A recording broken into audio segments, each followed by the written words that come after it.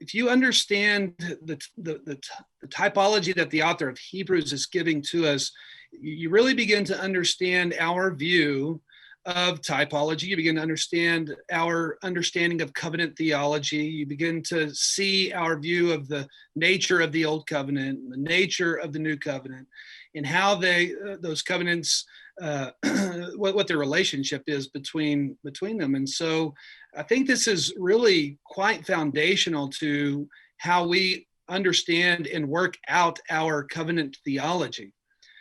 And Vos really digs in here and gives us something that I haven't seen anyone else draw out of the book of Hebrews. And we call it Vos's triangle. We like triangles, apparently. You mentioned in that previous episode, Clowney's triangle. Yeah. And there's some relationship between them, but they are distinct. And it's two different ways of doing typology. They're not antagonistic with one another. They're not inconsistent with one another, but just a different perspective of typology. And Clowney's triangle is probably the more popular one. I hope we can help Vos's triangle to be more popular because I just think it's absolutely foundational to our typology. And you know what Clowney does is give us more of the typology that Paul and Peter give to us in Scripture. And so certainly a scriptural way of doing typology, and I think that that's so helpful to us. What Paul does, for example, in Colossians 2 or Peter in 1 Peter 3, they talk about the shadow or something that is the type in the Old Testament, and it's a shadow, and it's a shadowing forward of what you find as the body or the substance in the new covenant, which is Christ and all that he accomplishes. And of course, that is, we want to employ that typology. But what Vos gives us here from the book of Hebrews is distinct from that. And I think he really begins to develop it from Hebrews chapter 10, verse 1. And so again, this will be distinct from Paul and Peter's way of doing typology. Vos will say instead of the shadow being the old covenant type and it shadows forward, Vos is going to say that the author of Hebrews informs us that the shadowing is not a shadowing forward, but a shadowing down. It's the heavenly reality is being shadowed down in the old covenant. And so he begins in Hebrews 10:1. I might just read that verse for us. Please. Now, it says, for since the law, and the law there, he's referencing the ceremonial law. Almost every time in the book when he speaks of the law, he's talking about the ceremonial law of the Mosaic or Old Covenant. Almost every time, but certainly here in the rest of chapter 10, certainly will clue you in on that. For since the law, the ceremonial law, has but a shadow of the good things to come, instead of the true form of these realities, it can never by the same sacrifices that are continually offered every year make perfect those who draw near. And so there's a couple things going on here in this verse that Vos points out. Number one, that you have these good things, which are the heavenly reality. That will become more clear as we move along. But the good things are being shadowed down in the old covenant. And then in the new covenant, the true form of those things come down, of those good things, or the true form of the heavenly reality comes down. And so someone might ask, okay, or they might question this and say, well, okay, is Vos just kind of pulling this out of nowhere? How do you know this is distinct from Paul and Peter as a shadowing forward? Where do we get the shadowing down? And he develops it from other passages throughout the book. One of those places, for example, is in Hebrews chapter 9, verse 24.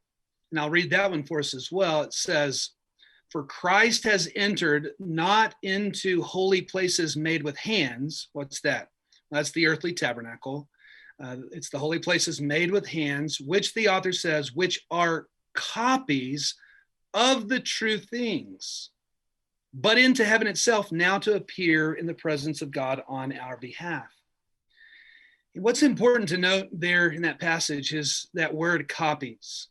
He says that the earthly tabernacle, which is the holy places made with hands, that they are the copies. And that word there, copies, in the Greek, is the word antitype, which is where we get our English word antitype. And so he's saying that the earthly tabernacle, the old covenant tabernacle, is the antitype. Again, that's not what Paul or Peter would do. They would say, no, that's the type in the old covenant, and the antitype is going to come in the new covenant. But the author of Hebrews is saying, no, the earthly tabernacle is the antitype. It's the copy, the antitype of the true thing, or of the heavenly reality itself. Notice Christ didn't enter into the earthly tabernacle, the shadow, the copy, the antitype. He entered into heaven, heaven itself, the heavenly tabernacle, the true form of that heavenly reality. And so that's the antitype. Now, Vos will then point out, he'll go back one more chapter into chapter 8, and he'll show us how the heavenly reality is the time. He makes a special point in noting that behind an antitype is always a type. There's always a type lying behind the antitype, after which it's fashioned after. And so back in chapter 8, verse 5, we read, they, that is the Levitical priests, they serve a copy and shadow of the heavenly things. There it is. A copy and shadow of the heavenly things. And here's his reasoning for that. For when Moses was about to erect the tent, or the tabernacle, he was instructed by God, saying, see that you make everything according to the pattern that was shown you on the mountain. And that word there for pattern in Greek is tupon, where we get our English word type. So now the pattern that was shown Moses on the mountain, that is the type. Well, what is that? Well, when Moses was upon the mountain, we might especially think of Exodus 24. Mm-hmm. Maybe also Exodus 19, but especially there in Exodus 24, the Lord descends upon the mountain in smoke and fire and cloud.